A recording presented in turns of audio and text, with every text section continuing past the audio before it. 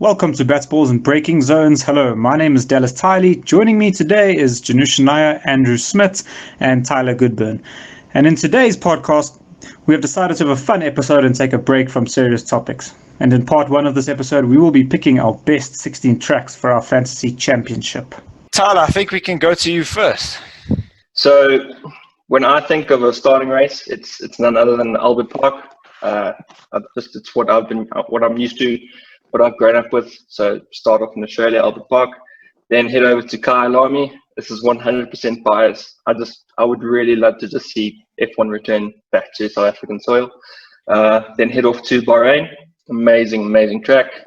Then later go to Suzuka, just because it's an amazing track. I love the country. The Japanese fans generally come off in like quite a good crowd especially for Honda, which just gives it something nice, especially now that Red Bull's doing really well. So yeah, that's great. Also, I think as much as I don't like Alonso, I think just hearing his name or hearing the commentators shout Alonso overtaking through 130R is just, I don't know, something that I associate with Suzuka. Then head off to Sepang, Malaysia. Is definitely, I think, especially because of the weather, it's given us just some absolutely crazy races, and I love it. Definitely be a part of it. Then I'd head off to the Hockenheim Ring. I think it was probably the best race of last year. Mercedes home Grand Prix in Germany, just absolutely amazing. Then the Red Bull Ring, decent track. The Dutch fans just come out and just go absolutely mad for Max. And Red Bull generally come out and they just put on a show whenever they're there, which is great. Then at number 8, I'd have a Donington Park, mainly just because when I think of the greatest lap ever created or ever done by any driver, it's Senna in the rain as he just overtakes. So I think that's just an amazing. I'd love to have that sort of return. Then the theatre or the Palace of Speed, just Monza. Definitely the Tafazzi just go mad, has to be there. Then I'd go to Silverstone for the British GP. Then because they have the best fans. Then head off to Spa. I think probably one of our favorite tracks there. Then because it is a 16-track season, I'd go to Monaco. I think Monaco sort of lost its touch lately because I think the cars have just gotten way too big. But still, I think it deserves a place there. Then at 13, the Yas Marina Circuit. Oh my God! I think. Oh my God! Oh. It's not my favorite track, I think, of the calendar, but I think it definitely has over the years sort of grown on us. A few championships have been decided there. Yeah.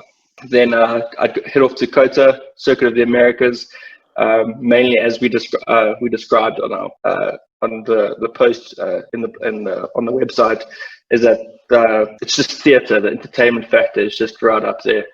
Then I'd head over to Canada for the Circuit Gilles Villeneuve. The Wall of Champions is just absolutely great. I really like the track. It's had a lot of interesting races, a lot of great moments there. And then heading it off would be in Brazil, the Autodromo Jose Carlos. When I think of how a season should end, it's at Brazil.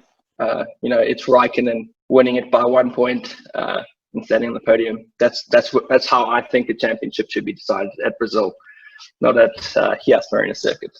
So that would be my 16 tracks of my dream season. Before I start mine, I just want to say, Tyler, did I not tell you about Yas Marina and COTA being terrible tracks? Yes, and I disagree. I disagree with you. Okay, hold on, Janushan. I will release your track soon. But can I just evaluate on Tyler's choices right here?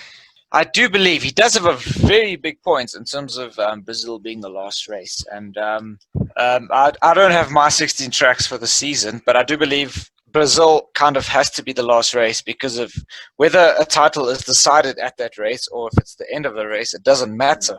Whatever race is at Brazil, we do get excitement. So it does seem that the relative choice would be to make Brazil the last race. All right, Janushin, your thoughts on that? Okay, so I agree with you. Albert Park has to be opener. Era of Formula One we've grown up with, or Albert Park has always been the first race. And like I went for the Sepang as my second choice, as my second race of the season, because I remember when it was Australia and Malaysia as the first two races. Part of me hated it because you have to wake up early in the morning, but that's how I remember it. Those are the first two races. Then 3, I've gone Imola. It's a great track. Everyone seems to love it and want it back. I honestly don't think it would give you a great racing because it's narrow, but it's a great track, and I would have that followed by Jerez, most known for Jacques Villeneuve and Michael Schumacher's 97 incidents. I think it was a good track. And then I've gone for Monaco in its usual spot, like quite early in the season. It gets a lot of stick about being a bad race and stuff, but I think that has more to do with the current cars. In the past, we've seen great racing at Monaco, and it's still the jewel in the crown in the calendar. Then a lot of my next few tracks are the same as Tyler. I've got Gilles Villeneuve in Canada, then the Red Bull Ring. I've gone for the old Hockenheim layout with the long section through the forest and the chicanes. And then I've gone for a double header in Germany with Hockenheim followed by the Nürburgring. Silverstone, because it's one of the greatest tracks, all the history. Spa would be my 11th race of the season, my personal favorite track of this in the calendar, or probably ever. Monza, Tyler gave us all the reasons. Any person who doesn't like Monza has something wrong with it. I mean, I do not like Ferrari at all, but Monza's great. And the atmosphere they create is great. I've then gone for Singapore street circuit. I would like to have the old turn 10, the Singapore slingback, and I'd like that version of the track. For my American race, because it's now very well known that I don't like COTA, I've gone for Indianapolis, the version that hosted that wonderful 2006 race with 6 cars, 2005, I think. And then to finish my season, I've got Suzuka. And as you both said, Interlagos has to be the end. I mean, for every generation, they've got a track they associate with being the finale. I mean, the older people think of Adelaide. Then you've got the Suzuka people. But for me, the best generation of racing had Interlagos finales. And so for that, I've gone Suzuka and then Interlagos. Absolutely excellent choice from Janish and I do believe Jerez would be a great return to Formula One. We all remember that track and we all wish it would come back. I think it's a bit too narrow for Formula One cars, but as you can see, Janushin does know that it should be back in the F1 calendar, and I support him fully in that. I just want to point out, in the old Hockenheim ring was a much longer lap, wasn't it? And it went around the forest, it didn't just go in between. So I do believe that he is right in wanting the old Hockenheim ring to be back. Unfortunately, as much as I'd love that track back, it literally does not exist because there are trees growing where the track used to be. But an interesting closer is Suzuka. We all know most F1 seasons, Suzuka has proven to be a weekend where that provides the best F1 weekend, and Janushin has chosen to put it at the back, and I believe that is the perfect end to a 16-race season. Well, if you use the current generation of cars, my calendar would be terrible because you'd have no overtaking in Imola, Jerez, Monte Carlo, Singapore. It would just be a terrible calendar for the current cars. But hey, that's my fantasy track, my fantasy calendar.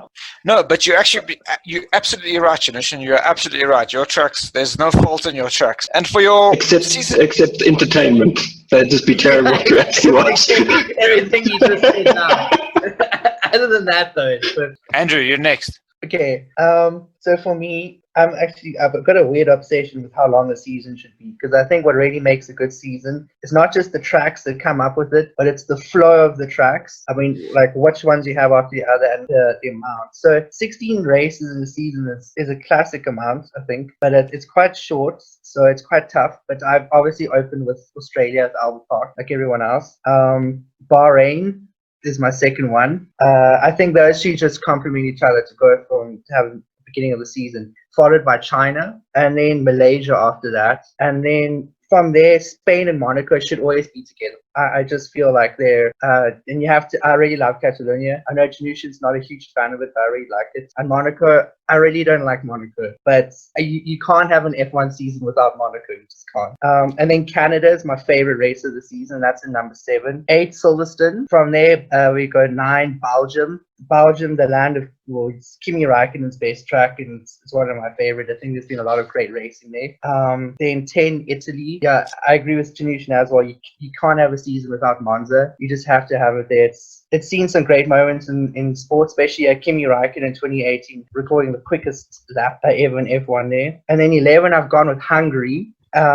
And I think Hungary's produced some decent races over the last, in the course of F1. Remember 2006, when I think, if I'm correct, Michael Schumacher and Alonso crashed out, and then Jensen won in a crazy race. And then 12, Magny Course, because the current French track is by far the worst F1 track that was ever made. So yeah.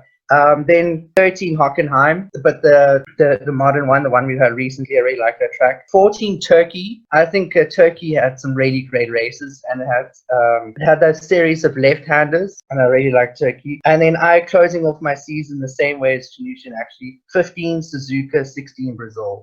You have to have Suzuka because producing great racing, and then Brazil, I agree, it's had so many great title showdowns over the years. So that's my 16 track. Can I just a lot of say, classic tracks. how could you criticize my calendar for not having entertainment when you've got Spain on your calendar? Well, no, I didn't do that, but I was just simply saying that you criticize your own season for not being entertaining. Andrew, you did point out that Magny-Cours would be by far superior track in F1 compared to Paul Ricard. What is your reasoning for Magny-Cours being better than Paul Ricard? I just think they don't know what's going on with Paul Ricard. They've got all these different configurations of the track. Just why? Why must there be 27 different configurations? Just have one good one. Quality over quantity. But I think Magny-Cours hosted some really great races.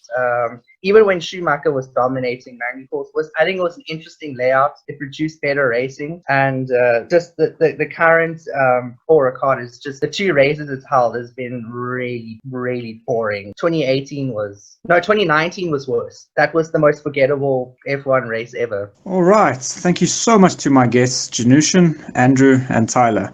Hope everyone enjoyed tonight's podcast. Let us know your preferred calendar. Also, keep an eye out for part 2, which will be coming soon. Thank you so